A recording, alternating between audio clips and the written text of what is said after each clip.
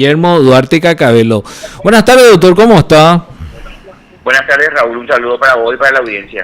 Sí, doctor, quería ver si nos podía explicar un poquito cuál fue el fundamento del tribunal para anular finalmente todo un proceso que ya data de hace bastante tiempo, doctor.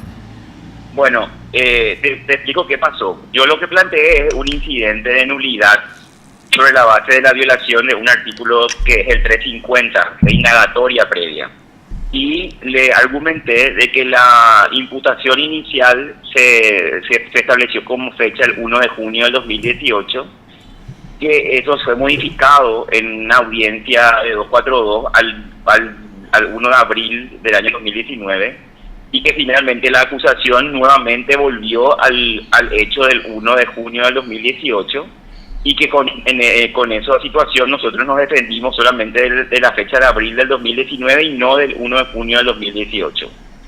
Eso mereció el dictado de la primera resolución, donde en incidencia el doctor Darío Báez votaba por la nulidad del proceso, y la mayoría del tribunal argumentó de que como coincidían las fechas de la imputación y de la acusación, entonces no había violación del artículo 350, ¿verdad? Sí. Pero cuando repusimos, le explicamos al tribunal que en la audiencia de imposición de medidas, esa fecha inicialmente del 1 de junio del 2018 se modificó por la del 1 de abril del año 2019.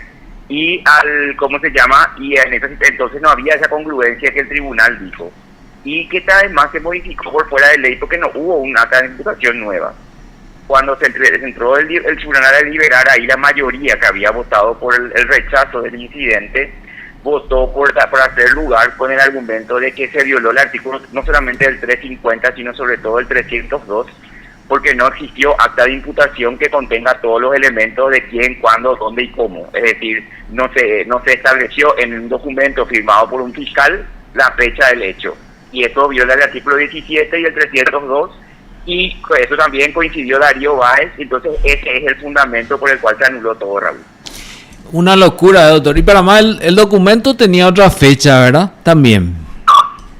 Claro, nosotros tenemos eso dijo Yolanda Portillo, la jueza, dijo: nosotros no podemos empezar a sentarnos a juzgar aquí, aunque consideremos válida la fecha de la imputación, porque la fecha que nos proponen había sido el 1 de junio del 2018 y el documento recién existió después, el 19 de julio del año 2018. Es decir, vamos a juzgarla a una persona por usar un documento que no existía. Y entonces esa es la situación que le llevó al tribunal a declarar la nulidad de todo el procedimiento. Qué locura. Pero esto no podría haberse dado ya antes, doctor. ¿Por qué tenían que llegar a un juicio oral después de tanto tiempo para ello? No, categóricamente esto tenía que haber anulado en el momento en que ellos modificaron la fecha en la audiencia del 242. Ahí Cintia Lovera debió corregir esto y cerrar el caso. Y jamás podría haber impuesto medidas cautelares y enviarle preso a Efraín sobre esa base. Pero este caso también llegó al Tribunal de Apelación y a la Corte incluso, ¿verdad? ¿O no? Sí. Y ahí que la Corte nos dio la razón. La Corte anuló el fallo de Cámara que había confirmado esto y ordenó un nuevo estudio. Y otra Cámara volvió a confirmar el proceso. Ah, ya. Y bueno, y ahora seguramente la Fiscalía va a apelar. Y vamos a apelar a ver qué hacen, porque los fiscales hasta ahora no fueron condenados en costas porque no fueron estos fiscales los que, ¿cómo se llaman? Los que actuaron anteriormente, pero si apelan van a hacerse cargo de esta situación procesal. Y en este caso he visto que durante el transcurso de esta audiencia que se dio ayer, ellos pidieron plazo para leer el expediente. ¿Es así, doctor? Ellos no tenían idea dónde estaban parados, Raúl. Se fueron y cuando plantearon un incidente de inclusión probatoria del dictamen de la justicia electoral sobre la factura, cosa que ya es temporáneo. Y después cuando yo planteo el incidente, le corren traslado y piden que se suspenda el juicio ahí para poder tener tiempo de contestar.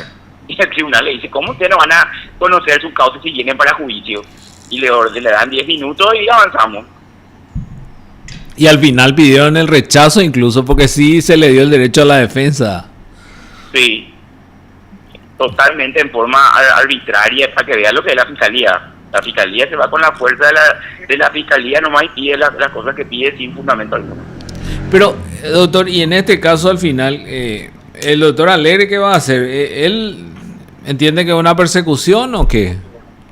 No, categóricamente que esto fue una persecución. Esto vino instrumentado claramente de un comienzo de un lado, que es del Partido Colorado y del llanismo. Pero ahora vamos a esperar a ver si queda firme o no y analizar qué se hace más adelante. ¿Podría incluso pedir alguna indemnización, dice usted, doctor?